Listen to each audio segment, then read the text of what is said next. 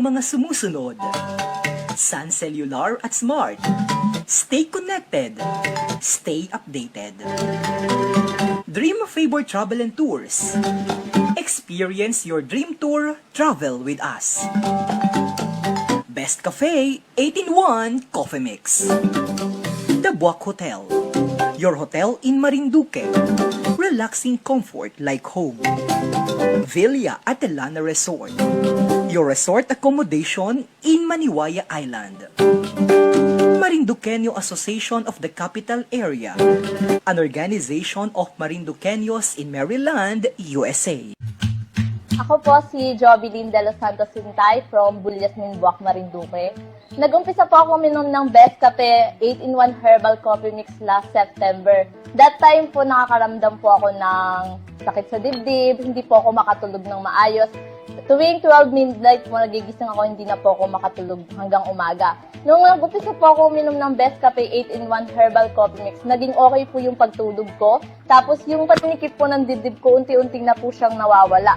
Then po yung mga konti-konting varicose sa katawan ko, napansin ko po siya na habang umiinom po ako ng Best Cafe 8-in-1 Herbal Coffee Mix, nawawala po siya, bali nagpe-faded po siya. Tapos po, ang kagandahan po dito sa Best Cafe 8-in-1 Herbal Coffee Mix, ano po siya, sugar-free po siya. Ang nagbibigay po sa kanya ng tamis is yung stevia po. Kaya, doon po sa mga katulad ko na hindi makatulog, tapos po medyo may nararamdaman sa katawan, may naninikip ang dibdib, may diabetes, meron pong ulcer, nire-recommend ko po ang Best Cafe 8-in-1 Herbal Coffee Mix. 4687 and 0977-733-9290. Visit also Tuto Noel Facebook page at Toto Noel Marinduque. Tuto Noel Head and Body Relaxation at Kawit Buwak Marinduque. Di kalidad ba na aklat ang hanap mo? Subukan ang libro ng FNB Educational Incorporated. Para sa karagdagang informasyon, tumawag sa 0923-1853-240 and look for Adrian Rosales. FNB Educational Incorporated, ang publishing house na nagsusupply ng libro mula preschool hanggang senior high school. Aprobado ng DepEd. Align sa K-12. FNB Educational Incorporated.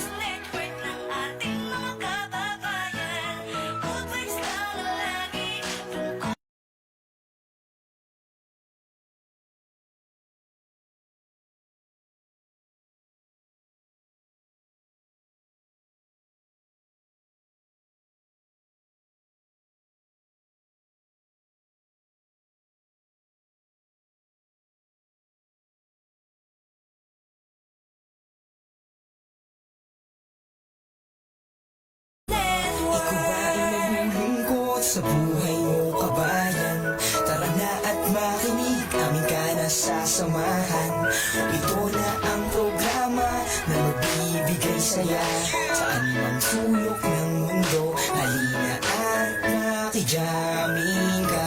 Magandang usapan sa Sagad sa kulitan ang lahat nag-aabang sa makabago na tambayan. Ay bakit ganun baga, inabot na ako ng kaba. Ang pagbati mula kay DJ talagang anong saya. Sus pa rin inabaya, bata man o matanda, alamin ang mga balitang mula sa puso ng bansa. Musika'y mawawala pag nasunatan na iyan. Ang paboritong musika na kay sarap na pakinggan. Naging malapit ang malayo kahit sa ibang iba. Yung nadama ang samahang may pusong pagkamarindokenyo. Lanigin man ng pagsubok o stagay natin yan. O diba anong saya, shoutout muna tayo dyan. Kasama mo kami ngayon, tiyak walang maiiwanan. Santa Cruz, Magbubuwak, Torrijos, Bella Vista, Gasan. Maghahatid ng kasiyahan yan ng kanilang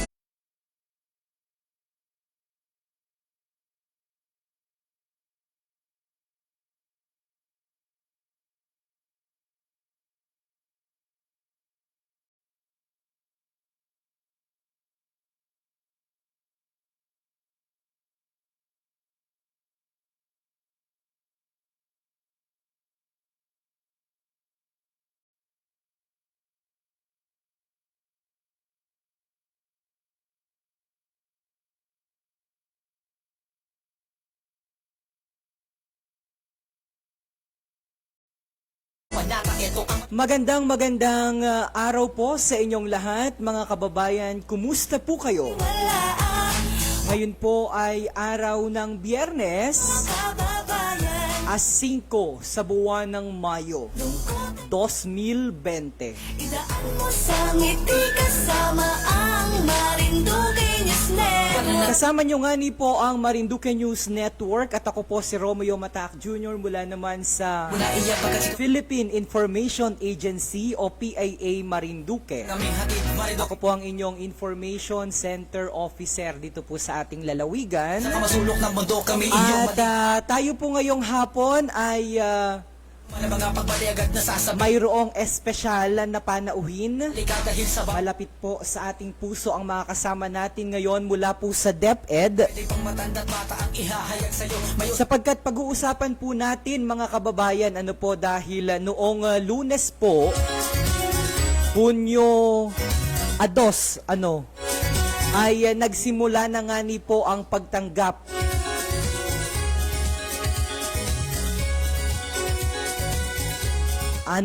June 1 pala yung Lunes. Medyo nagamadali na kita, para araw na agad ng sweldo. Okay, magandang araw pong muli sa lahat ng ating mga kababayan, partikular po sa bayan ng Gasan, bayan po ng Buwak, at bayan po ng Mugpog, kung saan po ang ating programa, ang Lucky 7 Channel 3 sa pamamagitan ng Marinduque News Network, ay nadating po sa inyong mga tahanan sa oras na 4 minutos bago sumapit ang alas 6 ng gabi. Napakahalaga po ng ating pag-uusapan ngayon. Ito po ay ang mga alituntunin o mga panuntunan sa muli pong pagbubukas ng eskwelahan. At kung kayo po ay may mga katanungan patungkol po sa Department of Education dito po sa ating probinsya, tumutok lamang po kayo mga kababayan. Sa lahat po ng mga magulang na nakatutok po ngayon, lalong-lalo na ang mga nanay, manatili lamang po kayong nakaantabay sapagkat kung kayo po ay may mga katanungan, ay maaari nyo pong ipadala sa ating hotline number 0925. Yung gamitin natin yung, 0923-730-6842. Ulitin natin, 0923-730-6842. Makikita nyo rin po yan sa babang bahagi ng inyong mga telebisyon. Ang atin pong hotline number. Kung kayo po ay may mga katanungan, mangyari pong ipadala sa atin pong hotline number o maaari po kayong tumawag 0923-730-6842. At sa atin pong mga chikiting na nakatutok ngayon sa kanilang mga telebisyon, kumusta kayo? Kumusta ang nakalipas na community quarantines? Though kita ngayon ay nasa modified general community quarantine pa rin sa mga panahong ito, subalit medyo pinadali o pinagaan na yung ating modified general community quarantine as compare before noong kita ay nasa ilalim pa ng tinatawag naman na enhanced community quarantine. Muli po isang magandang hapon sa lahat po ng ating mga taga-subaybay Mga kabarangay, mga kalalawigan, ang atin pong programa mga dapat alamin ukol sa enrollment ngayong pasukan. Muli po isang magandang hapon sa lahat ng mga magulang. Aba, tumutok po kayo sapagkat napakahalaga po ng ating pag-usapan ngayong hapon. At wag na po nating patagalin pa. Kapiling kasama po natin dito sa ating studio ang Education Program Specialist,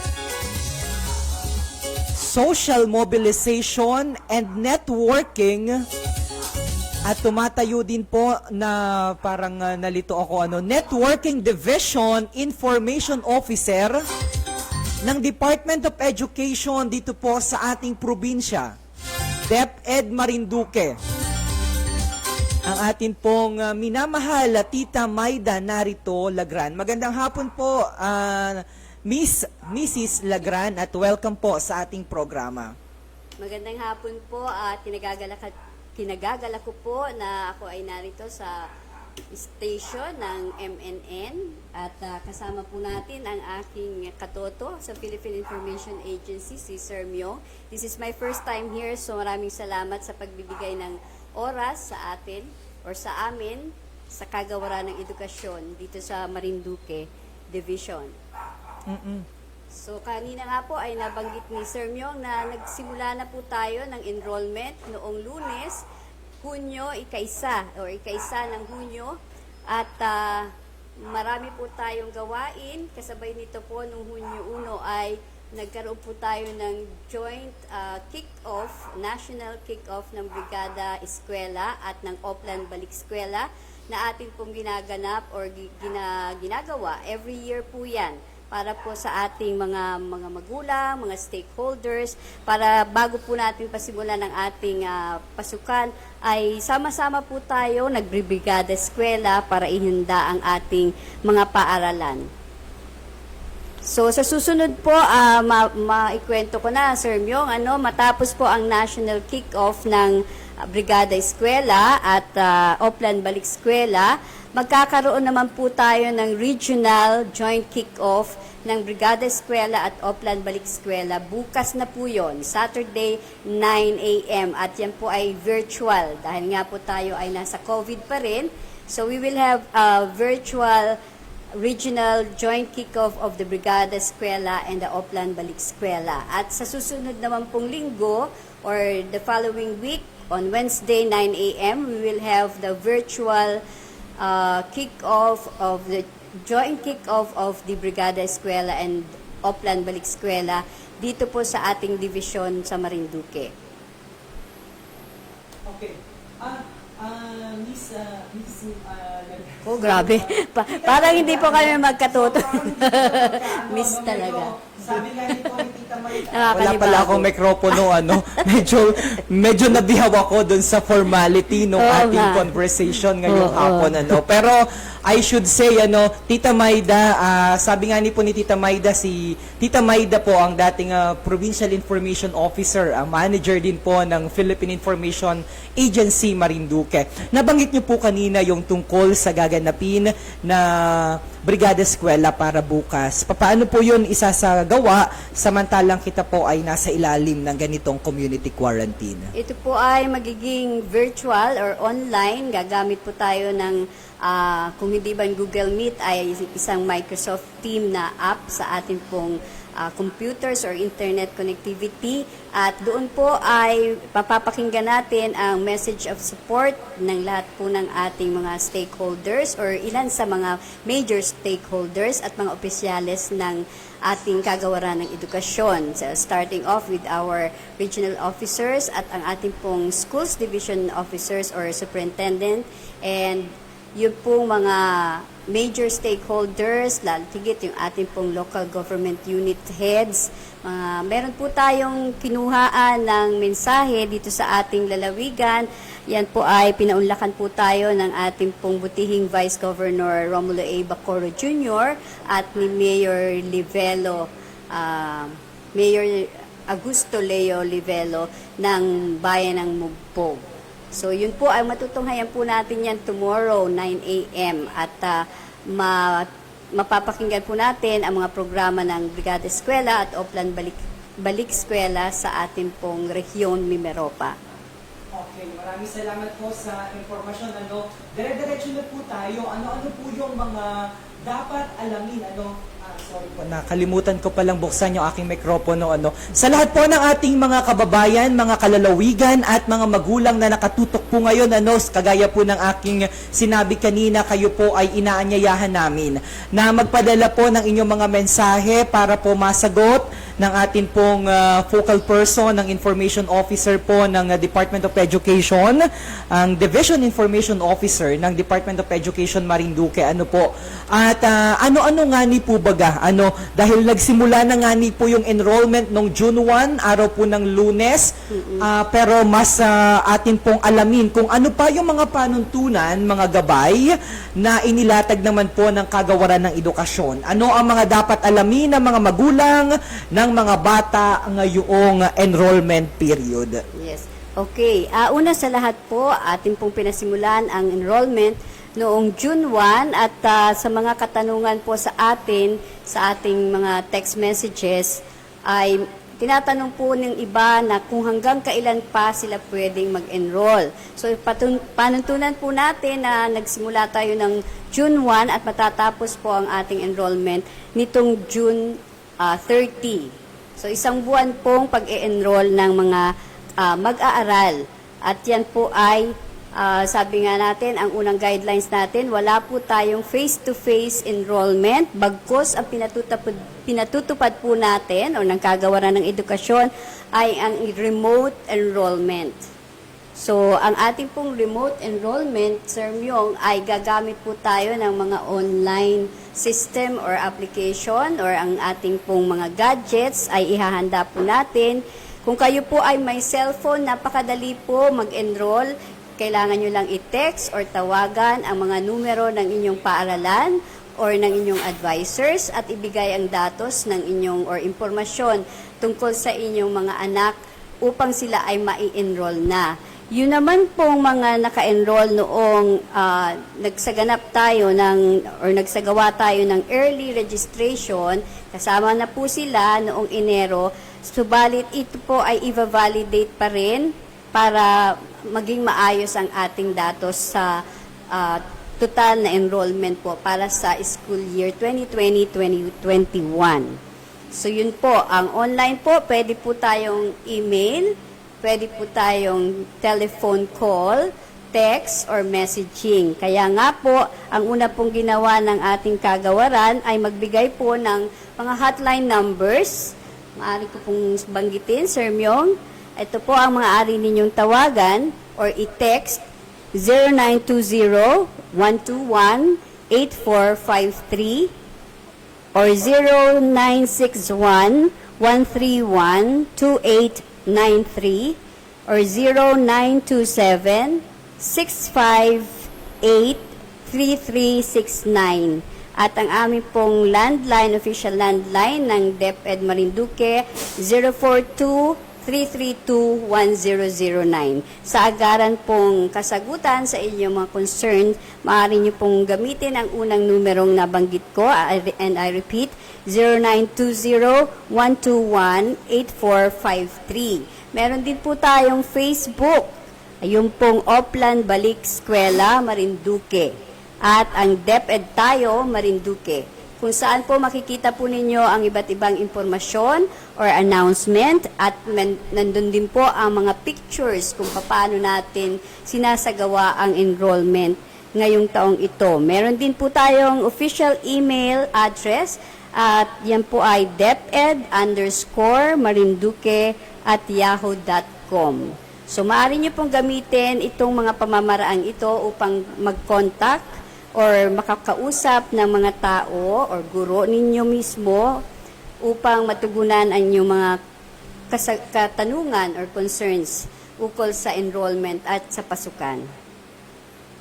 So sa atin pong division, meron or nationwide actually, we are also implementing that ticketing system. Dito po sa ticketing system, pinapasok natin ang mga datos ng inquiry or queries. Meron din pong datos dyan ng kung ano mang problema ang nai-encounter ninyo or issues or other concerns ukol sa enrollment at sa mga pagpasok ng ating mga mag-aral. So, based doon po sa ating ticketing system, simula pa po nung Lunes, kami po ay nagpapasok dyan ng datos at fino-forward po natin ito sa ating regional office. At base po doon sa resulta o sa natatanggap naming mga text at messages, meron po tayong mga nakalista ditong frequently asked questions. At kanina nga po, medyo na late lang tayo ng pag-ere, meron po tayong mga phone-in at text questions, Sir Myong. At yan po ang susubukan po nating talakayin at para po mabigyan kayo ng kaliwanagan ukol dito sa mga tanong na ito. So, una pong katanungan dito, hanggang kailan po ang enrollment para po sa pasukang ito? Yes po, sabi ko nga po kanina, ito po ay magiging isang buwan. So, 1 whole month stretch. But then, the first 2 weeks, ang una at ikalawang linggo po, ang enrollment po natin dyan ay hindi magiging physical or face-to-face. Yun nga po, ang gagamitin po natin pamamaraan ng enrollment ay ang online enrollment or tinatawag nating remote enrollment. So, napakadali po nito. Pwede po niyong i-text yung advisor ninyo at bigay niyo ang datos at enrolled na po kayo. Hindi niyo na po kailangan pang magsumite ng hard copy of the enrollment form once na binigay na po ninyo sa inyong guro or sa paaralan ninyo ang inyong impormasyon tungkol sa inyong anak or sa mag-aaral. Sa online, pwede rin po dyan yung email or messaging. So, you can go to the link https://ictsolution.tech/online-reg. Yan po ang link na bubuksan ninyo sa inyong computers upang makakuha kayo ng enrollment form. Kasama po dyan ang survey forms. Ano po itong survey form, Sir Myong? Meron tayong, dati enrollment form lang ang kailangan nating i-fill up sa ating mga paaralan. Pero right at this year, ngayong taon 2020-2021, school year 2020-2021, meron po tayong kasabay na survey form ng enrollment form. Bakit po? Dahil dito po sa survey form, malalaman natin kung anong pamamaraan ang nanaisin or may kapasidad na gamitin ng mag-aaral or ng kanyang or papayagan or makakayanang gamitin or ipagamit ng magulang sa kanyang anak. So, nandun po, magkiklik lang po kayo doon. Meron po ba siyang cellphone? Meron po ba kayong laptop? Meron bang TV sa bahay?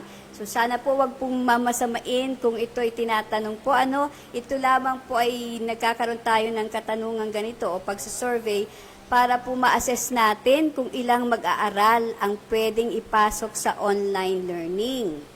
So, kung kayo po ay nag-click or sumagot na meron kayong kakayanan para sa online learning, inaasahan po namin na kayo rin ay magkiklik na meron kayo ng cellphone or tablet, laptop, desktop, yun po. At kung wala naman po nung mga nabanggit na yon at ang meron lang po ninyo ay TV or radio, then you can go to that modality or yung pamamaraan ng pag-aaral. So, tutok po tayo sa TV at doon po sa TV, makakapanood po kayo ng mga pag-aaral. Yun po. At sa radyo din po, gagawa rin po tayo ng programa sa radyo dahil nga po ang radyo ang mas malawak ang reach sa ating lalawigan. Kaya doon po ay pipilitin po natin magkaroon ng radio sa radio program para sa ating mag-aaral. At yan nga po ang hinihingi natin ng tulong sa ating mga stakeholders, sa ating mga LGUs and ang ating pong provincial government. Actually, I was with I was in the office of the governor just a while ago at yun po nga kami po ay humiling na yung pong ating budget ay mai-realign para sa mga pangangailangan ng ating mag-aaral ngayong tayo ay humaharap sa pandemya. So yun po, dahil nga po ang ating kalihim ng kagawaran ng edukasyon ay ang prioridad ay ang kalusugan at kaligtasan ng ating mga mag-aaral at mga guro ay talaga pong ang first to second week of June ay may pit na sinabing magiging remote enrollment. So ayaw po natin na lumalabas ang ating mga bata, ang ating mga magulang para mag-enroll. Ang ating pong teacher ay pinangangalagaan din, kaya sila po ay makakapagtrabaho sa kanilang bahay using their internet connectivities. Okay po. Okay. So maliwanag po yan sa ating lalong-lalo na sa mga magulang. Ngayon, Tita Maida, dumako naman po tayo doon sa sistema po ng enrollment. Doon na-mention nyo na nga ni po kanina na kailangan nyo lamang po kung kayo po ay datihan na pong mga estudyante, ang mga magulang, i-text lamang po, tawagan lamang po, makipag-coordinate po kayo doon sa dati nyo pong guro para sila na mismo as what Tita Maida Lagran mentioned a while ago, automatic na po kayo na enrolled at wala na pong hihingin pa ng mga aktual na kopya po ng mga dokumento na kagaya nung ginagawa noong nakalipas na nagdaang mga taon. Yes, actually meron po nag-verify kung paano raw po nila malalaman na talaga bang enrolled na sila once na sila ay nakapagsumite ng online enrollment form. Opo, kasi po right away, meron pong confirmation na lumalabas sa inyong computer. Once na pinasok po ninyo ang enrollment form, meron po lalabas doon na confirmation that you are already enrolled. So, sa first page po ay meron din po doong i-click na button at ipakikita po doon. Kapag na-i-click ninyo yon, lalabas naman po yung survey form na kailangan nyo ring sagutan. Ang tanong pa rin po, nung isang texter natin kanina, doon naman po sa ating panayam sa radyo natin ay ito po yung remote enrollment. So paano nga daw po kung wala siyang cellphone, wala rin siyang tablet, wala ring signal sa kanilang kanayunan. Huwag po tayong magpipilit. Huwag po tayong mangungutang or kung ano pa mang pamamaraan para makabili ng gadgets. Ang ating pong kagawaran ay talagang pinag-isipan, pinagplanuhan kung paano magbibigyan ng serbisyo ang ating mag-aaral at ang mga magulang. So kung wala po kayong gadget, huwag po ninyong piliin ang online. So, maaari pong sa enrollment, kung kayo mag-enroll pa lamang, wag po tayong magpilit na mag-enroll sa first 2 weeks. Dahil yun po ay nakalaan doon sa maaring mag-online enrollment. Kasama po dyan yung sa telepono, sa texting, sa messaging, at email. At maghintay po tayo ng 3rd and 4th week para po tayong mga walang internet connectivity, ay makapag-enroll sa ating mga paaralan. Subalit, yan po ay depende pa rin kung ang ating kondisyon o sitwasyon sa lalawigan ay magiging panatag at depende rin po yan sa recommendation. Lagi po tayo nakaantabay sa recommendation ng IATF or Interagency Task Force. Yun po. So, dumako naman po tayo, Tita Maida, doon po sa mga papasok na mga kindergarten students. Paano po yung enrollment nila? Okay po. Simula po grade 1 at hanggang grade 12, meron po tayong sistema isusundin. Yan po ay yun nga pong tatawagan ng advisor last year ng mga estudyante, ang kanilang mga estudyante para ma-enroll sila. Ganon din po sa kinder, online din po. So, ang enrollment ng kindergarten, lalo tigit ito po yung mga maliliit na bata or mga puslit pa lamang, hindi po sila pwedeng lumabas. What more the kindergarten, yun ngang grades 1 and 12, hindi natin pinalalabas. What more ang kindergarten? So, hindi talaga po sila lalabas. Diyan po mas lalong mahigpit tayong online din lang po ang gagamiting pag-e-enroll. Okay, so maliwanag po yan sa lahat ng ating mga magulang. Yung mga katanungan natin na iba pa patungkol naman dun sa sistema ng pagtuturo ay apahapyawan natin ng kaunti mamaya. Though ang focus po ng ating discussion ngayon ay tungkol naman po dito sa enrollment. So, yung next po natin na katanungan ay para naman po dun sa mga transferee. Actually, may tanong po dito sa atin online, pero ito po ay may kinalaman doon sa pagpasok po niya sa kolehiyo. Ang linawin lamang po natin, ang kasama po natin ay ang focal person o ang Division Information Officer, Networking Division Information Officer ng Department of Education. So, ang kolehiyo po ang nakakasakop po dyan ay CHED. Yes, higher Ang education. Commission on Higher Education. Hamot at kita po ay makikipag-ugnayan din sa kanila para naman po masagot po namin yung katanungan para naman po sa mga college concerns. Pero ang kasama po natin, as I've mentioned, ay representative po mula po sa Department of Education. Ang learners, ang mga kindergarten, ang elementary at ang secondary po, ang nakakasaklaw po dyan ay ang DepEd. Kaya naman po tayo po ay magpatuloy.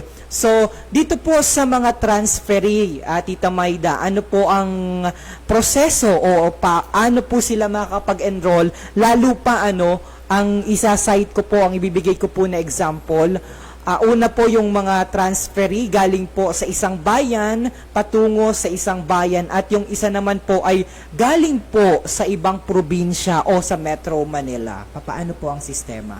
Okay po. Ganun nga po sa nasabi ko, sa first 2 weeks of June, ay tayo po ay tatanggap ng online enrollees. So kung sila po ay ta-transfer, ito po ay, this also applies in private school. So kung ta-transfer po sila, maaari po nilang direktang kontakin ang mga numerong provide ng mga paaralan na kanilang gustong lipatan. So, aalamin lamang po nila kung anong paaralan ang gusto ng lipatan at kukunin nila ang contact numbers nito at doon na po sila direktang makikipag-communicate. At ganun din po ang magiging takbo noon, magiging online din po ang enrollment nila kung saan sila nais na lumipat. Dahil nga po tayo ay nahaharap pa sa pandemya, ang isang concern po doon ay kung kayo'y lilipat ay dapat po ay tayo ay tayo po ay nakasunod sa panuntunan ng ating pong IATF at ng ating pong lalawigan. So, kailangan po dyan ay yung ating permit to travel at tayo po ay negative sa COVID. Bago po tayo mag-transfer or pumunta dito sa ating lalawigan, ay kayo ay malinis ang sertipiko, ang meron kayong mga dokumento na kayo ay nag-undergo ng testing at kayo ay negative sa COVID. Kasama po yan. Hindi lamang po tayo, kumbaga hindi ganun po ang mag-transfer dahil nga may concern tayo sa ating kinakaharap na pandemya. Po. Pero kung hindi pa po kayo makakauwi at this early dahil August pa naman po ang ating pasukan at ang ating enrollment naman ay hanggang 30 pa o katapusan ng Hunyo, maaari po kayong mag-contact the school that you wanted to transfer to using their website or their contact numbers. Okay. So, diretso po kita Sa next na katanungan po natin, papaano naman po yung mga ALS o yung tinatawag po natin na alternative learning system ng mga estudyante? Papaano po yung mga mag-aaral? Papaano po sila mag-a-enroll? At abuksan po baga ang ALS ngayong taon? Yes po, meron po tayong buena manong inquiry tungkol dyan noong June 1, si Mean at Suki na nating texter. Opo, meron po tayong enrollees ng ALS at online din po ang pag-enroll nila ngayong first 2 weeks. At dati po kasi ay may ginagamit po tayong community learning centers kung saan sila makakakuha ng mga forms na ginagamit ng ALS. Yung pong forms na yun ay yung ALS Form 2 or Annex B. At yan po ang ginagamit natin para sa ALS ayon sa DepEd Order number 58 series of 2017. Subalit, dahil nga po hindi tayo inaalaw na pumunta sa ating community learning centers or sa barangay ngayong first 2 weeks, we advise that they refrain from going out yet, yung ating pong mga ALS, at hintayin po natin yung 3rd to 4th week para po kayo ay makapag-enroll.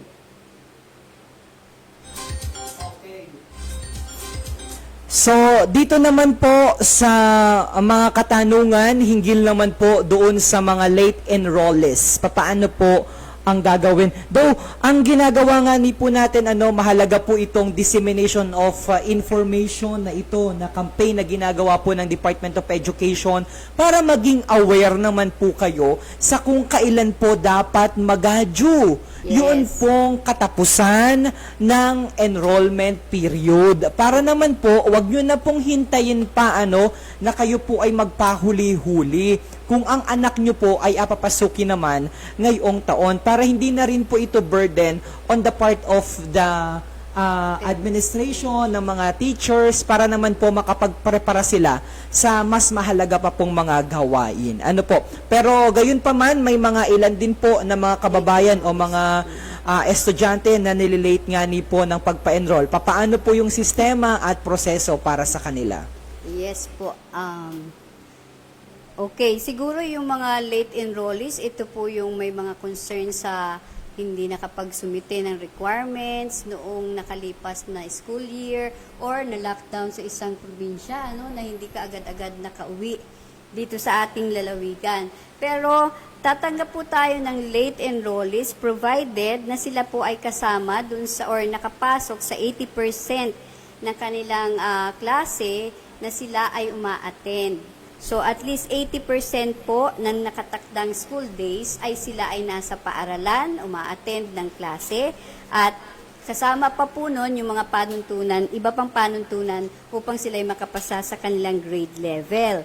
Okay? At dun po naman, nabanggit ko kanina na yung iba na dahil po tayo ay naputol na ang ating pag-aaral noong Marso or ang February, medyo alanganin na rin po.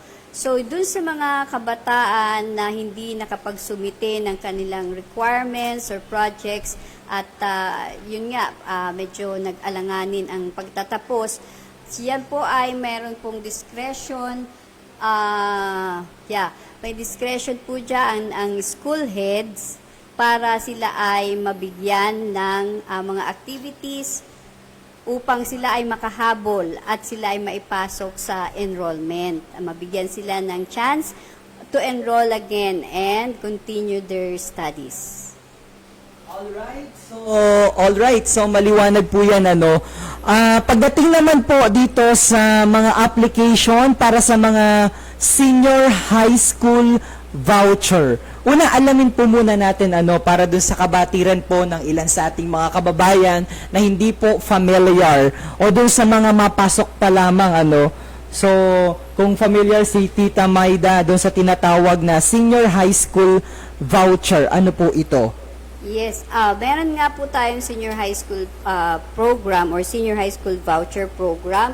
Ito po ay meron po tayong focal person on this matter. So sa mga susunod pong series ay isasama po natin sila sa ating talakayan upang mas lalo pang mapalawak ang discussion or information on the senior high school voucher program. Subalit, tayo po ay tumatanggap ng application ng senior high school vouchers application para dito at maaari po silang isumite.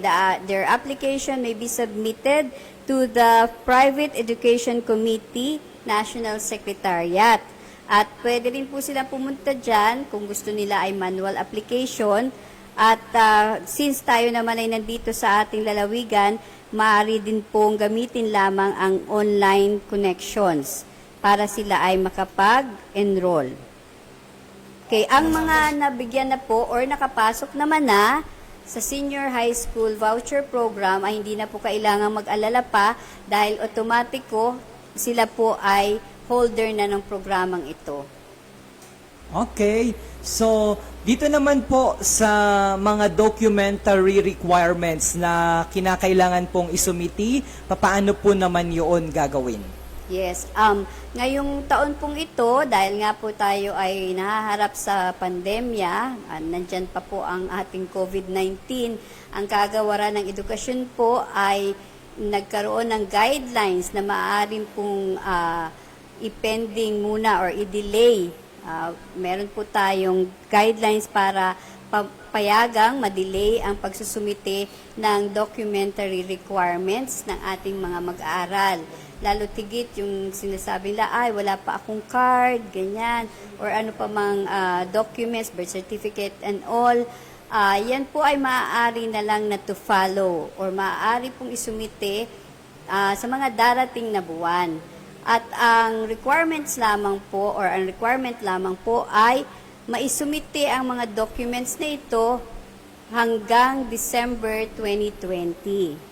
Hindi na po tayo tatanggap ng January pa sapagkat napakadaming araw at buwan, linggo ang lilipas pa. So, ang pakiusap lang po namin, kung meron na po kayong dokumento, mas mabuti na po ang mas maaga kaysa huling-huli or sa December pa po. Dahil sa December, syempre, medyo busy na tayo yan dahil sa holidays. Sana naman, may holidays na at wala ng COVID sa December 2020. So yun po, pwede pong malate ang pagsumite ng anumang documents na required for enrollment at yan po ay maaaring isumite hanggang Disyembre lamang ng taong ito. Alright. At eto dahil nga ni po ang ating bansa ay nasa ilalim po ng health community crisis, dala po ng COVID-19 pandemic, ay marami po sa mga magulang ang hesitant kung yung kanila pong mga anak ay papasukin po nila ngayong taon. So, ang atin pong katanungan, papapasukin ba ang mga bata, ang mga mag-aaral, kahit hindi pa nasusugpo o nasasawata o kahit wala pa pong bakuna na nakalaan para naman po sa coronavirus disease 2019. Ano po ang stand dito ng kagawaran ng edukasyon? Okay po. Alinsunod po sa ating DepEd Order number 007, Series of 2020, hindi po papayagan ang pagpasok ng mga mag-aaral at pagsasagawa ng klase na face-to-face. So, maaari po tayo magsimula ng klase simula August 24, pero hindi po natin ina-allow ang face-to-face classes or face-to-face learnings. Ayon po yan sa DepEd Order number 007 Series of 2020 at yan po ay dahil binibigyan ng prioridad ang kalusugan at kaligtasan ng ating mag-aaral at mga guro. At yan po ay in consultation also with the IATF na tayo ay maaari na ngang magpapasok ng mga mag-aaral pero hindi po ito magiging actual or face-to-face classes. Okay. Yung mga paraan po niyan, imbitahan po muli natin ang focal person, si Tita Maida, at ang ilan pa pong mga key officials ng Department of Education Marinduque para mas maintindihan po ng ating mga magulang, ng mga mag-aaral, ang mga plano po ng Department of Education o ng DepEd. So dumako naman po tayo dito sa iba pa pong mga katanungan o dun sa tinatawag po natin na frequently asked question. Ano po ang basehan sa pagpasok sa August 24? Okay po, ang basehan po natin ay hindi lamang sa desisyon ng iisang tao. Kami po sa Kagawaran ng Edukasyon ay nagkaroon ng survey at 700,000 ang nagresponde sa survey na ito. Ito po ay mga guro, mag-aaral, mga magulang, at ang lumabas po sa survey ng mga respondente na nabanggit ay pinili po nila ang August. Yan po ang pinaka-latest, kumbaga, siya ang kahuli-hulihang buwan sa prescribed date or araw ng pagpasok ng mga mag-aaral.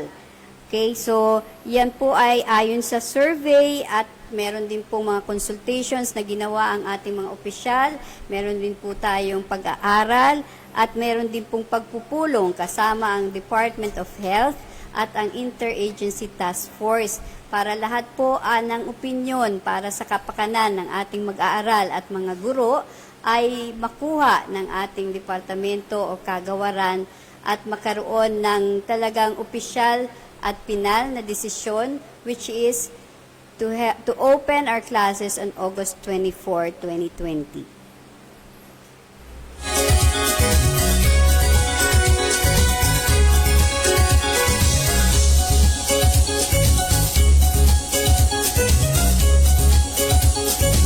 Samantala, sa ating pong pagpapatuloy, ang oras muna sa Pilipinas at sa buong kapuluan,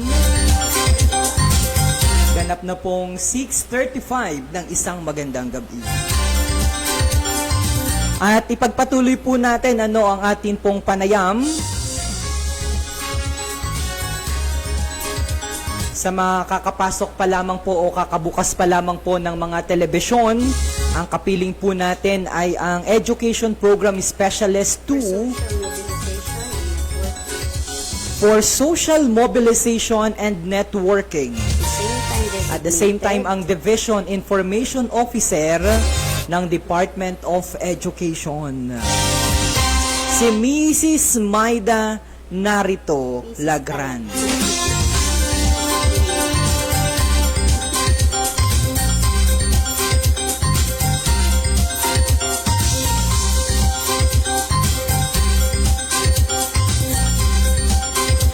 Muli po, isang magandang gabi na pala.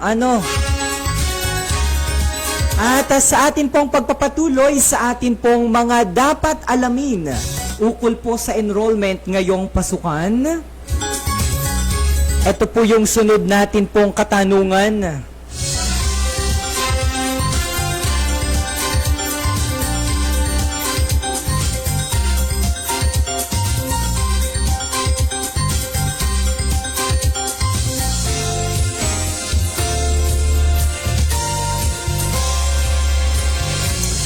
So, paano naman po, Tita Maida, ang kalusugan o di po baga ang atin pong mga guro sa pagkakataong ito, magiging frontliners na rin po sila, So, paano naman po magiging masisiguro na nasa maayos at ligtas po ang ating mga kaguruan?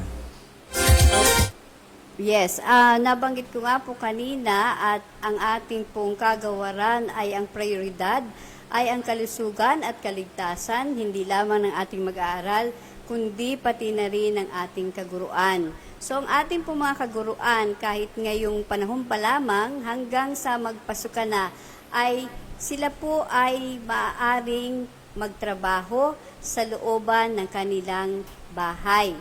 So dahil nga po meron tayong mga online connections, sila po ay kumbaga kahit nasa bahay po ay talagang loaded sa trabaho dahil nga po sa paghahanda sa darating na pasukan. So ang mga guro po natin ay hindi rin pinapayagan na lumabas ng kanilang bahay. So hanapan man natin sila ng initiatives na pumunta sa labas at mangalap ng kanilang mga mag-aaral, hindi pa po pinapayagang lumabas ang ating mga kaguruan for their own security or health security. They would stay at home and work at home and connect to their students to enroll them properly. All right. At may bayad po baga dahil na-mention nyo po kanina na may module po na gagamitin sa atin pong katanungan, may bayad po baga o kailangan po bagang maglabas ng kwarta ng atin pong mga magulang para po dun sa tinatawag naman na module? Opo. Okay po. Ang modules po ay pagkakaloob ng ating kagawaran. Ipagkakaloob po yan ng libre sa ating mag-aaral at ngayon nga po ay abala sa paggagawa at pagka-craft ng mga modules ang ating pong mga master teachers, ang ating education program supervisors at iba pang mga opisyal at kaguruan na inassign para gumawa ng mga mahalagang modules para sa ating mga mag-aaral. At ito naman po ay dadaan sa ating editing committees at sa ipapasa sa ating rehiyon para sa quality control ng ating mga modules na ibababa sa ating mga mag-aaral. Huwag po kayong mag-alala, ito po ay libre kung paano po ito gagawin, reproduction and all, yan po ay patuloy na pinag-aaralan ng ating departamento kung paano po ito ilalatag or ibibigay sa ating mag-aaral.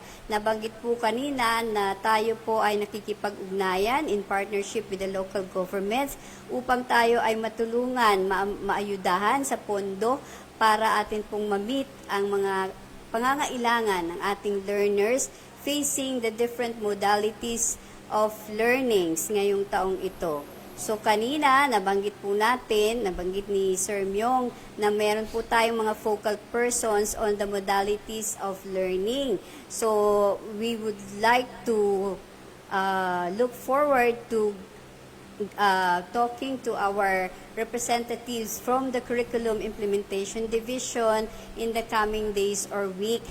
Subalit, papahapyawan ko na rin po, may iba't ibang modalities po tayo or learning modes na pwede pong pamilian ng mga magulang para sa kanilang anak. Siyempre po, may karapatan din ang ating mga anak na pumili ng kanilang mas gugustuhin na pamamaraan ng pag-aaral. So, this is the time where that we can develop an open communication with our children.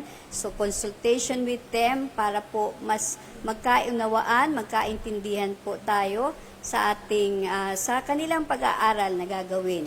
So, meron po tayong iba't ibang learning modalities. Meron po tayo yung sinasabi nga kanina na face-to-face, na yun po yung traditional na pwede tayong pumasok sa paaralan, pero dahil nga tayo may pandemya, yun po ay nakaantabay sa desisyon ng IATF at ng ating pong kagawaran kung maaari na po ang face-to-face. At kung maaari man, ay meron po tayong limitasyon o may susundin na guideline na maaaring magklase 10 to 15 students, depende sa laki po ng silid-aralan. So, ang importante, magkaroon po tayo ng social distancing while studying.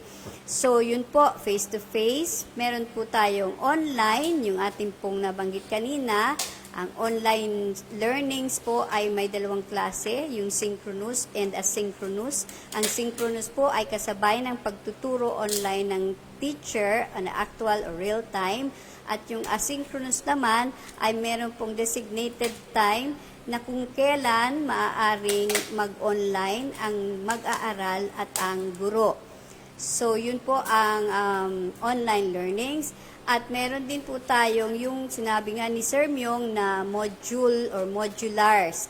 Ang modular po ay pagkakaloob ng departamento na libre sa ating mag-aaral. Ang modules po ay kumbaga ay para rin po yung libro. Kung wala po kayong internet connectivity, makikita po ang lesson sa ating modules. So sanay naman po ang ating mga mag-aaral sa libro, yun po ay parang libro na rin po ang itatrato natin sa ating mga modules at specially designed nga po ngayong taong ito para sa ating mag-aaral. So after that modules, meron pa pong isang modality which is the use of media, which is the TV and the broadcast media. So, papaigtingin po natin ang ating komunikasyon at ang ating partnership with our media partners like Sir Myo and the Marinduque News Network at ang radyo natin, Buwak, radyo natin Santa Cruz, gayon din ang radyo Kamalindig sa Buena Vista. So, we will coordinate with all these channels or networks para po sa kapakanan ng ating mga mag-aaral. So, yun po yung different modalities. At sa mga susunod na araw, bibigyan na po ng mga detalye yan. Kasama po natin ang representante ng Curriculum Implementation Division na pinamumunuan ng ating Chief Curriculum Implementation Division, Ma'am Lani M. Similia. And that will bring me to my other question, Tita Maida, ano po, dahil yun po yung naririnig din natin ng mga katanungan ng marami sa atin pong mga magulang, ano, papaano daw po, doon na-mention na ito ni Tita Maida kanina, pero pahapyawan po niya muli, papaano po ang mga walang internet connection? Yes, we understand, ano, Sir Myong. Yan din po yung paulit-ulit. Kahit na-explain na natin, ay paulit-ulit na tinatanong na ating mga magulang. Dahil nga po sila ay nag-aalala dahil yung iba walang kapasidad na bumili ng gadget. At yan nga po ang mahigpit na bilin sa atin ng ating mga opisyal. Hindi po natin kailangang magpumilit na makabili ng gadgets. Kami po sa Kagawaran ng Edukasyon ay we are trying all our best and our efforts to coordinate with our stakeholders and partners, calling all our generous donors, na yun po, kung tayo ay nagbibigada eskwela ng mga nakaraang taon, nagdodonate tayo ng iba't ibang materyales sa paaralan para ito'y mapaganda. Ngayon po ay mukhang kakaiba ang ating pangangailangan, Sir Myong. Yun nga po ay yung mga gadgets. So, pwede pong manawagan na yung pong mga lumang gadgets nyo like cellphones, laptops, or tablets, ay yan po ay very welcome sa DepEd upang maipamahagi natin dun sa mga walang gadgets nga po. Pero as you said, kung walang gadget at walang internet connectivity, meron nga po tayong tinatawag na modular learnings. Yun po yung ating parang traditional learning na rin po na libro ang gamit natin. But instead of books, we are going to have these special modules for our learners this year. Alright, so maliwanag po yan sa atin pong mga magulang na palaging nagatanong, kami ay mahirap, wala kaming pangbayad o pambili ng gadget dahil meron po kitang nababasa ngayon, sabi dito nung isa nating kababayan, paano po yung walang gadget at mahina po ang internet, palagi nyo po, kayo po ang maging focal person dyan sa inyo pong mga barangay, na hindi nyo po kailangang bumili ng nasabi pong mga gamit sapagkat meron pong ibang mga method o yung tinatawag po na mga paraan na sistema ang gagawin po ang DepEd at hindi na po kailangan yung gadget po na yan upang maturuan pa rin po ang mga mag-aaral sa nalalapit po na pagbubukas na muli ng mga klase at sa atin pong mga eskwelahan. So, meron pa rin po ditong katanungan, sino ang magtuturo sa mga bata kung hindi naman face-to-face ang approach. Dahil sabi nga ni po natin kanina, hindi po kinakailangang araw-araw na mapasok na ang mga mag-aaral. Ngayon pong tayo ay nasa ilalim ng emergency health crisis, dala naman po ng COVID-19 pandemic. Okay po. Dito po papasok ang kahalagahan ng role ng ating mga magulang. At sila po ang magiging gabay bilang guardians or magulang, sila po ang magiging gabay ng ating mga mag-aaral. Kumbaga, simula pa naman, Sir Myong, ay talagang ang ating aktwal at realidad na gabay ay ang ating mga magulang. Ang ating sinasabi nga po na ang ating second parents lang ang ating mga guro. So tayo po mga magulang ay ngayon po, sabi ng mga millennials or mga Gen Z, it's your time to shine, Mom. May ganun pong peg. So, yung pong ating mga magulang ay ngayon po ang oportunidad na ma-improve natin sa ating mga anak at sa mga mag-aaral na tayo po ay may oras para turuan ang ating mga anak. Subalit, siyempre, kanya-kanya naman pong kondisyon sa buhay at sitwasyon. So, may mga magulang po tayo na mga working moms and working dads.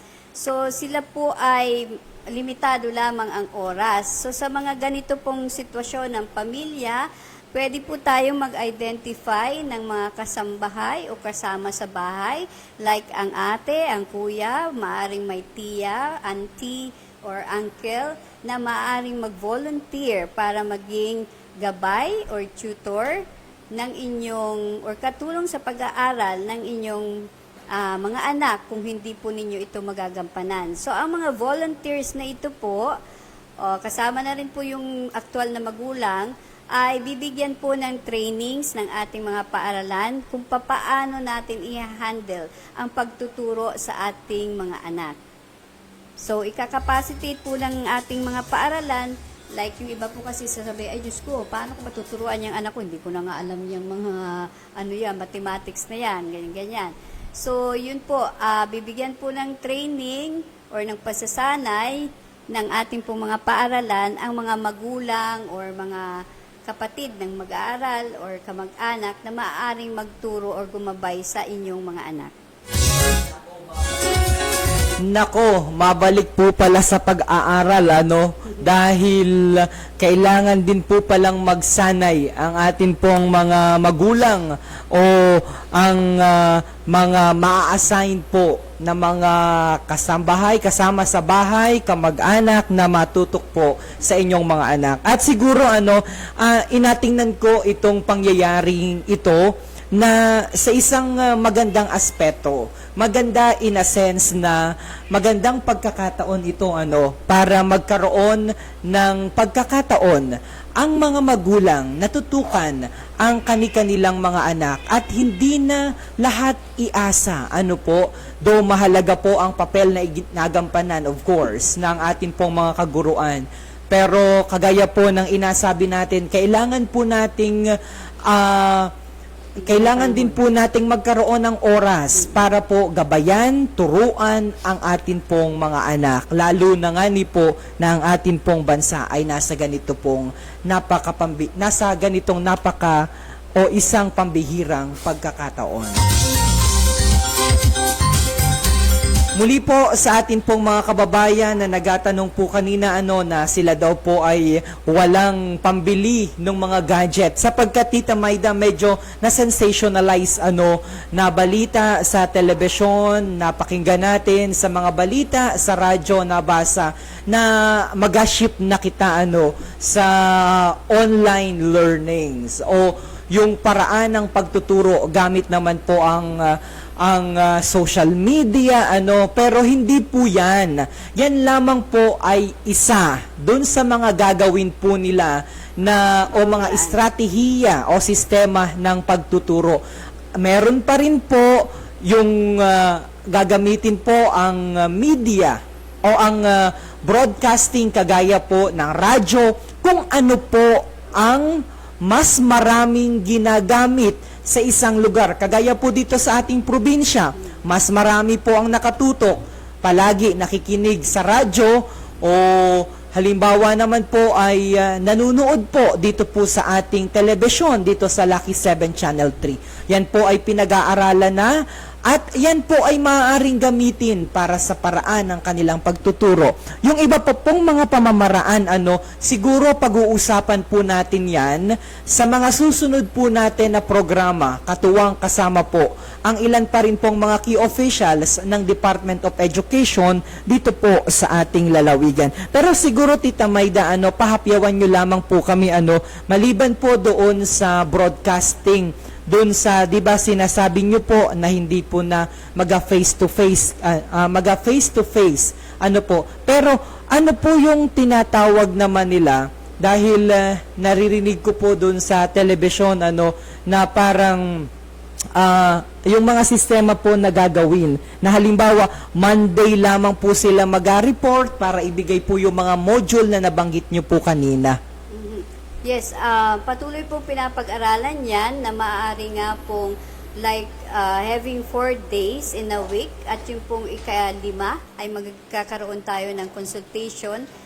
Yun po ay mag-a-apply po yan, mga possibilities na gagawing pamamaraan na pwedeng mag-apply doon po sa mga online learnings na kung saan naka-online sila ng 3 o 4 na araw at yung natitirang araw naman ay face-to-face consultation with their teachers. So, depende po yun kung i-allow. Lagi po tayong nakaantabay sa approval ng ating pong DOH at IATF. So, i-allow lang po natin na magkaroon ng ganyang sistema na may, kumbaga, blended po ang tawag dyan. Meron tayong online at saka face-to-face kung safe po. So, lagi po nating tatandaan na hindi po tayo papayagan ng kagawarang lumabas kung hindi po safe ang ating mga guro at mag-aaral. Dahil nga po, ulit-ulit natin sinasabi, ang prioridad ng ating kagawaran ay ang kalusugan at kaligtasan ng ating mag-aaral at kaguruan. So, this would only applies kung meron na po tayong ruling na safe tayong magkaroon ng face-to-face. Alright. Maraming salamat po, Miss Mayda Lagran. At sa lahat po ng ating mga kababayan, na nanonood po sa kanilang mga telebisyon, sa social media, sa ating pong Facebook, gayon din po sa ating YouTube account, Kung kayo po ay may mga katanungan o dagdag pa pong impormasyon na gustong malaman sa Department of Education, particular po dito sa Marinduque, mangyari lamang po na tumawag kayo sa 0920-121-8453 o 0961-131-2893. Gayon din po sa 0927-658-3369 at sa kanila pong telepono na 042-332-1001. Maaari din po kayong magpadala ng inyong mga mensahe gamit po ang inyong Facebook o Facebook Messenger. Hanapin nyo lamang po sa inyong mga Facebook ang Oplan Balik Eskwela Marinduque. Gayon din po ang other account nila, ang DepEd Tayo Marinduque. Maaari din po kayo magpadala ng inyong mga katanungan o gusto nyo pong i-enroll ang inyo pong mga chikiting, ang inyo pong mga anak. Gamit naman po ang email deped_marinduque@yahoo.com at ang mga impormasyon po na yan ay makikita naman ninyo sa inyo naman pong mga telebisyon na nakasalang o naka-flash po sa atin pong mga screen. Okay, at Tita Mayda, baka meron pa po kayong gustong ipaabot, iparating sa ating mga kababayan. Kunin nyo na po ang pagkakataong ito. Yes, maraming pong salamat sa Marinduque News Network at sa ating Philippine Information Agency Manager, Sir Myong at Sir Adrian, ganoon din kay Santino sa pagbibigay ng panahon upang kami ay makapagpaliwanag at makapagpakalat ng impormasyon ukol sa ating enrollment at sa pasukan. Okay po, at yun lamang po ang ating pong maigpit na habilin. Hindi po tayo inaalaw na lumabas ng ating bahay upang mag-enroll lamang dahil ito po, meron tayong pamamaraan para sa kaligtasan ng ating magulang at mag-aaral, pati na rin ang guro. Teachers may want to give voluntary services or initiatives, but we reiterate that they have to stay at home and they can work at home and connect with their students to enroll them. So, sa mga nais pong magpa-enroll, sabi nga ni Sir Myong, tumawag lamang po sa mga hotlines na nabanggit kanina at sa inyo rin po mga katanungan. Ang ating pong ticketing system ay nakahanda upang tugunan ang inyong mga katanungan. So, sa mga susunod pong araw at linggo ay kami po ay we look forward to having programs with the different channels here in Marinduque or different media platforms dito po sa ating lalawigan. At umasa po kayo na patuloy po ang kagawaran ng edukasyon na gumagawa ng pamamaraan upang matulungan ang ating mga mag-aaral at magulang para sa learning continuity plans na i-implementa natin ngayong school year 2020 to 2021. So in behalf of our school superintendent, Dr. LCT Barrios, at ang ating pong Assistant Schools Division Superintendent, Dr. Rafael G. Manalo, ang ating pong Chief ng Curriculum Implementation Division, Ma'am Lani M. Similia, at ang Chief ng School Governance and Operations Division, Ma'am Maria Cecilia Manay, at ang lahat po ng opisyales at personnel ng Division of Marinduque. Kami po ay nananawagan na tayo po ay to keep safe and enroll our learners sa mga nasabi po at napaliwanag na mga pamamaraan ng pag-e-enroll. So just keep safe at tayo po ay patuloy na sumunod sa mga lituntunin ng ating DOH and IITF, ang ating pong social distancing, ang wearing ng face mask and proper hand washing at ang cough etiquette. Yan po ay ating istriktong pinatutupad sa ating mga empleyado, mga kaguruan, lalo't higit kung meron na tayong pasok sa ating mga mag-aral. So patuloy po kaming magagawa ng mga paraan para po tayo ay maging masaya at maging maalwan ang pag-aaral ng ating mga mag-aaral. With that, kami po ay in behalf of our officials in the division or the schools division of Marinduque, taus-puso po ang pasasalamat namin sa pagbibigay nyo ng libreng oras.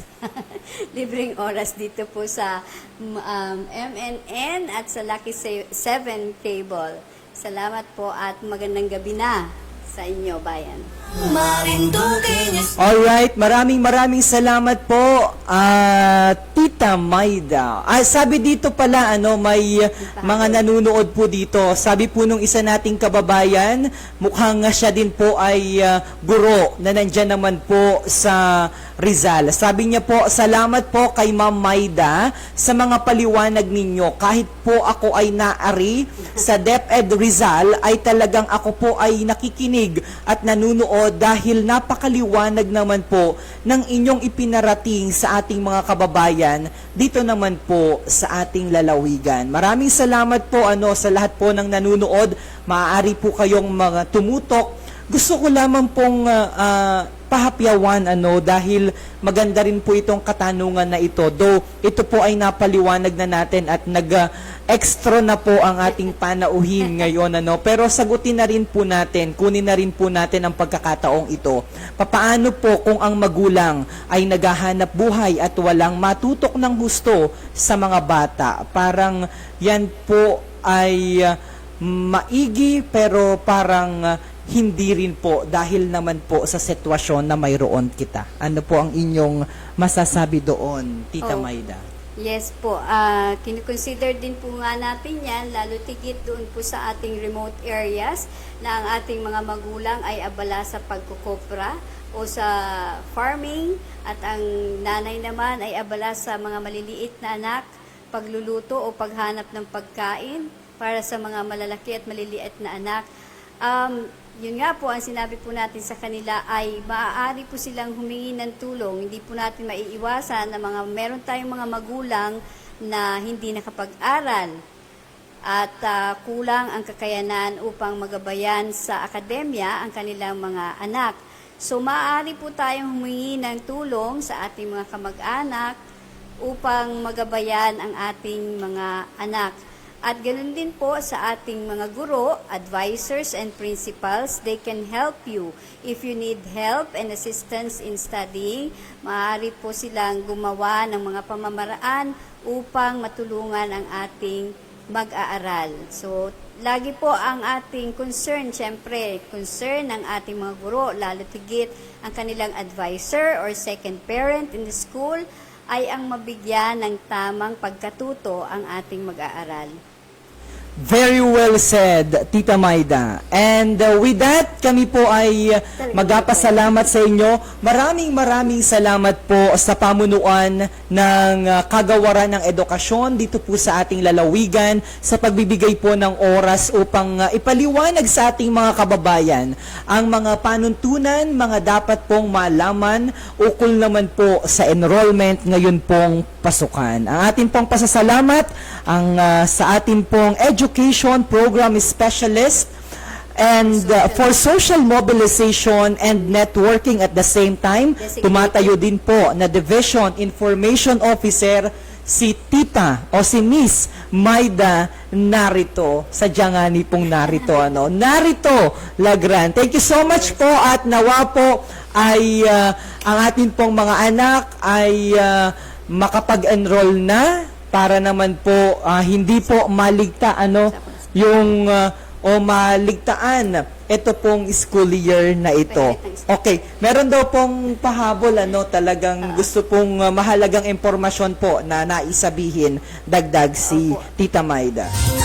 Nais ko lamang pong i-share dahil this could be influential din sa mga pagdidesisyon ng ating mga magulang na may agam-agam na magpa-enroll. Natutuwa naman po kami i-announce dahil noong pong una hanggang ikalawang araw ay tayo po ay isa sa napakalaking enrollment counts na agad sa Mimaropa. So, nagagalak po kami na despite the pandemic at saka despite the constraints sa pag-i-enroll, ay marami po tayong naipasok na enrollees on the first and second day of enrollment. Hanggang ngayon po, tuloy-tuloy po ang pagpapasok namin ng data kung ilan na po ang enrolled na mga bata. So, day-to-day basis po ang pagre-report natin sa region. At yun po, kinagagalak po namin na marami pong nag-e-enroll at lalo pa pong pinaigting ang ating information campaign or advocacy, ang information dissemination, katulong nga ang ating mga media platforms upang inganyahin pa, to encourage some more enrollees na hindi pa po nag-e-enroll, na tayo na pong mag-enroll. Okay, at gawan ko lamang ho ito ng idagdag ko na rin po in terms po of figures, meron na po kay Tupper Bayan. Okay? Wala po akong eksaktong data ngayon, pero noong pong, if I'm not mistaken, on the first or second day, nagkaroon po kami ng 4,000 enrollees kakaagad. So yung mga sumunod po I don't have the count right now at meron po tayong in charge dyan. So siguro sa mga susunod na araw, maaari po tayo magkaroon ng update kung ilan na po ang total enrollees natin sa probinsya.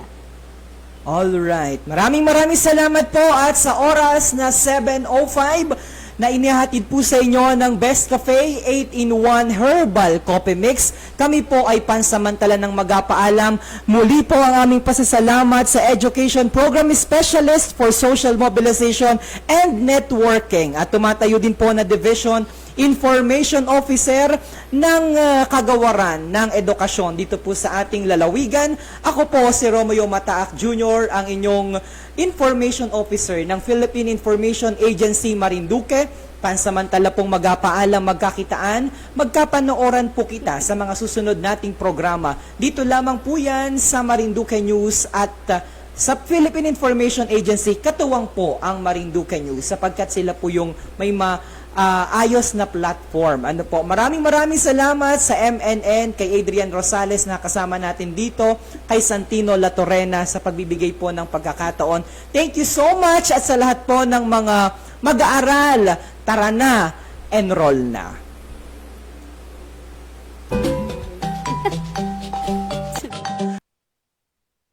Hatid ng mga sumusunod. Sun Cellular at Smart.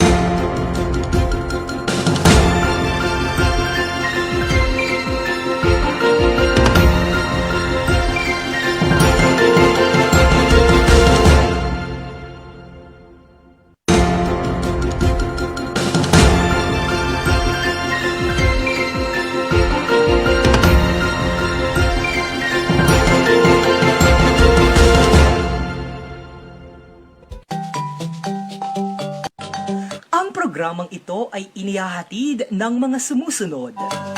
Sun Cellular at Smart. Stay connected. Stay updated. Dream Favor Travel and Tours. Experience your dream tour, travel with us. Best Cafe, 8-in-1 Coffee Mix. The Buwak Hotel. Your hotel in Marinduque. Relaxing comfort like home. Villa Atelana Resort. Your resort accommodation in Maniwaya Island. Marinduqueño Association of the Capital Area. An organization of Marinduqueños in Maryland, USA. Ako po si Jobilin de los Santos Sintay from Bulyas, Buwak, Marinduque. Nag-umpisa po ako minom ng Best Cafe 8-in-1 Herbal Coffee Mix last September. That time po nakakaramdam po ako ng sakit sa dibdib, hindi po ako makatulog ng maayos. Tuwing 12 midnight po nagigising ako, hindi na po ako makatulog hanggang umaga. Nung nag-umpisa po ako minom ng Best Cafe 8-in-1 Herbal Coffee Mix, naging okay po yung pagtulog ko. Tapos yung paninikip po ng dibdib ko, unti-unti na po siyang nawawala. Then po yung mga konti-konting varicose sa katawan ko, napansin ko po siya na habang umiinom po ako ng Best Cafe 8-in-1 Herbal Coffee Mix, nawawala po siya, bali nagpe-faded po siya. Tapos po, ang kagandahan po dito sa Best Cafe 8-in-1 Herbal Coffee Mix, ano po siya, sugar-free po siya. Ang nagbibigay po sa kanya ng tamis is yung stevia po. Kaya doon po sa mga katulad ko na hindi makatulog, tapos po medyo may nararamdaman sa katawan, may naninikip ang dibdib, may diabetes, meron pong ulcer, nire-recommend ko po ang Best Cafe 8-in-1 Herbal Coffee Mix. Makakatulong po ito ng malaki sa inyo. Best Cafe 8-in-1 Coffee Mix, all natural ingredients. Rich in malunggay, mangosteen, guyabano, barley grass, and agaricus mushroom. No sugar added. Available in selected drugstores and groceries nationwide. Ang Best Cafe 8-in-1 Coffee Mix ay mabibili rin sa mga piling tindahan sa Marinduque. Tumawag lamang sa 0908-911-9411 o kaya ay sa 0966-887-3588. Toto Noel, Head and Body Relaxation from Japan. Feel better, relieve stress, and pain. Don't forget to relax yourself. For more information and reservation, please contact 0907-452-4687 and 0977-733-9290. Visit also Tuto Noel Facebook page at Toto Noel Marinduque. Tuto Noel Head and Body Relaxation at Kawit Buwak, Marinduque. Di kalidad ba na aklat ang hanap mo? Subukan ang libro ng FNB Educational Incorporated. Para sa karagdagang informasyon, tumawag sa 0923-1853-240 and look for Adrian Rosales. FNB Educational Incorporated, ang publishing house na nagsusupply ng libro mula preschool hanggang senior high school. Aprobado ng DepEd. Align sa K-12. FNB Educational Incorporated.